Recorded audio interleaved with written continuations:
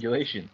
Salmon said not that long ago, in the last couple of weeks, that he thought a welfare cap would be desirable. I don't know how that sits with Nicola Sturgeon's rhetoric about an independent Scotland having a much fairer, much more social democratic, essentially, welfare settlement.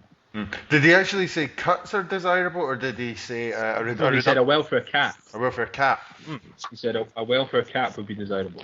I suppose the thing about that, Jamie, is there is one part of the welfare reform that most people out there, maybe not us, but most people out there would argue that actually £25,000 cap and benefits at that level is fair enough, without knowing the detail of why some individuals or some families might be on more than that, and that's usually because there's complex disabilities in that family and they have high care support needs. But most people would say that's fair enough. So you're absolutely right. You know, for policy nerds like all of us, it doesn't play well because there are so many inconsistencies. But Salmon was playing to people out there who think actually that's fair enough. Yeah, but I mean the SNP can be populist, or it can be centre left and social democratic. It can't be both. Oh, and I'm worried that the intellectual incoherence is so great in the SNP's policy platform that it creates a gulf between their policy commitments and their rhetoric, and people see that gulf. The Scottish electorate is relatively sophisticated. It sees that gulf.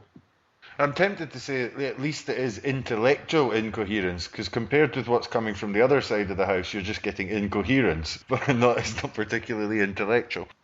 Well, I think, Jamie, you make a really, really interesting point about, you know, the SNP can't be populist and left of centre.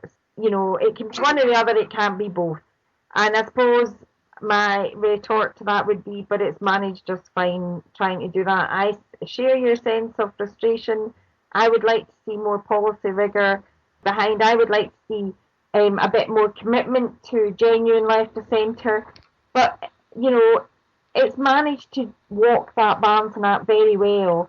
It's whether or not that electoral success that it achieved in 2007-11 is enough to take it across the finishing line for yes.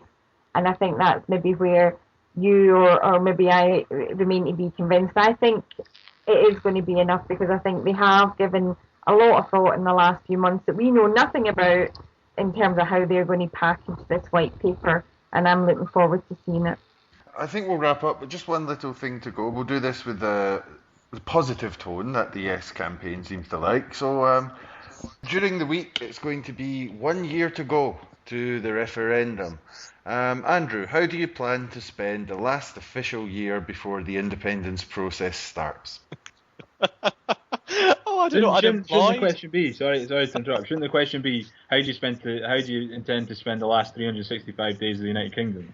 Yeah. Well, I was thinking no, because it would be another year before it actually splits up. Oh, that's a good point, actually. Yeah. So I lifted that off Kevin McKenna, so I might tweet him and correct his inaccuracy. Yeah.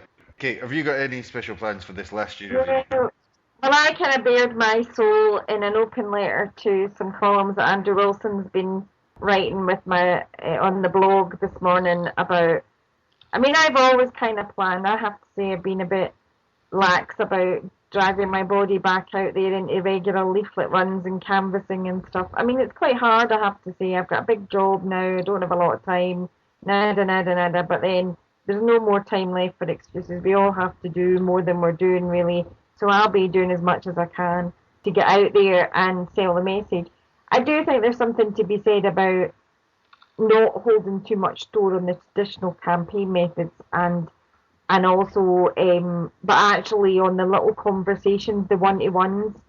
You know, for all that the polls say, those of us who are engaging with people and talking about independence and where people's vote lies know that there's a shift been going on. I mean, even the very fact that people are now wanting to talk to you about it all matters. So and also I made a commitment. I will be maybe not quite relentlessly positive, but I will be certainly doing my bit not to digging people up for the sake of it, really. Jamie, how are you going to spend the year? I think I'll spend most of it preoccupied with the task of trying to survive on a freelancer's budget in London, and then perhaps in the last couple of months of the referendum campaign come back to Scotland and write in campaign. And Andrew? Yes, well, I think I'll be spending it unemployed or something like that, underemployed perhaps. But I'm looking forward to it. I mean, it is lovely being back in Glasgow, and it's nice to be back in a kind of civic space again. So I'm quite looking forward to doing some of the things that Kate was talking about as well. Is there no civic space in Oxford? Well, no. Oxford has a strange lack of civic life, which I was blogging out a wee bit this week about theatre, actually. Oxford has a funny civic emptiness to it. It's a very transient space, whereas Glasgow is a place that people very much live in, and I like being around that again. So I think that's us for this week. So see you later, Jamie. Michael, thanks very much. What you're going to do? You haven't told us what you're going to do. I'm going to be podcasting heavily. Heavily, you God. Yeah. No light-spirited podcasts here, only exceedingly heavy ones. Yeah, that'll be me. I'll continue this. I'll try and get some campaigning done as well. Because this opportunity has never come up before. It's too important to miss. And I still think we're going to win. So there's a nice positive note to finish on. So I still think we're going to win. I really do. So Jamie, we'll see you later. Thank you very much. And Kate, see you later. Thank you. Bye, everybody. And Andrew, see you later. Yes, indeed. Speak to you next week, Michael. Bye-bye. Cheerio. This will be